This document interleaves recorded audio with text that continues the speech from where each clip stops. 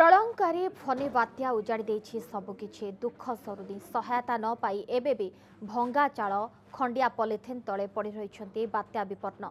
पुरी जिला कणास ब्लॉकर विभिन्न अंचल में प्रकृत हिताधिकारी को मिले नथिबा अभियोग होइछि, जहाकु ने बढ़ी चलिछि असंतोष। चातक परि चाहि रहिछन्ति फोनी विपन्न। बात्या को 8 मास अधिक बीतिलानी किंतु विपन्न को मिलेनी साहाय्य। पुरी जिला कणास ब्लॉकर 28 टी पंचायत फोनी रे क्षतिग्रस्त होइतिला। विपन्न पई सरकार आर्थिक साहाय्य घोषणा करथिले। प्रशासन पक्षरु बारंबार तदंत करा जाउछि किंतु हिताधिकारी एजाय साहाय्य पाई नाहंती। 8 मास है बात्या हेले आमको दिन के देखा आसिलेनी टे साहय कले बर्तमान आम जहाँ जगार थेलु जहाँ घर आश्रय नहीं बर्तमान 3 मास बीतीगला जो आम घर न बाहर सी आमको 12 कथा कहले जरी कुड़िया पकई घर आसिक अच्छु आम खंडिए खाली पॉलिथिन देते से जाल भी घोड़ी होनी आम पिला छुआ धरिक आज्ञा आम खंडिया घर अच्छु आज जाके है आउसंती इनकार करके जाउसंती आ किछि नाही कहउसंती देबे बेली आज जाके हलानी देखा नांती।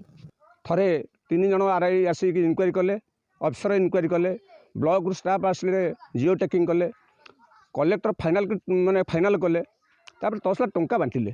टंका बंटा अधा हेजी एमानकर संदेह सूची हला जे कोठाघर वाला को टंका दे हेजी किंतु जो कोठाघर वाला को टंका देल केम जो ऑफिसर इनक्वारी करुल से केमी कोठाघर वाला को टंका केमी देल केमी ये इनक्वारी की बंद करा जाई जो सीवियर जो लोक मानकर हेजी तांको तुरंत पैसा बंटन करा जाऊ।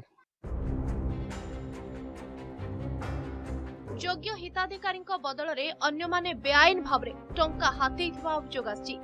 सेपटे एभली अभियोग तदंत करा जाई योग्य हिताधिकारी को साहाय्य जोगाई दिया जिवो बोली पुरी जिलापाल और मंत्री समीर दास प्रतिश्रुति दैछन्ति। किछि अयोग्य लोक जेहेतु निश्चित भाव में हाथी नहीं किपरि भाव से पैसा न नियंतु से सर्ट टाइम पे अल्प समय जिलापाल घटना कर खूब चंचल से कथा दूर हम जो मैंने पाइबा लोक से पाइबे। With proper inquiry, we will take action against officers involved or field employee involved or any majre koi middleman is working. We will arrest them. Absolutely would be tough action against people who have paid twice or एक घर 2 लोग and how recovery will be done. We will certainly take action as per OPDR. बात्या विपन्न को तुरंत साहाय्य दिया न गले सेमानकर अवस्था अधिक गुरुतर होई पड़िबा आशंका रहुछि। पुरी जिला पिपिलिरु विद्याधर परिणाम रिपोर्ट नंदीघोष टीवी।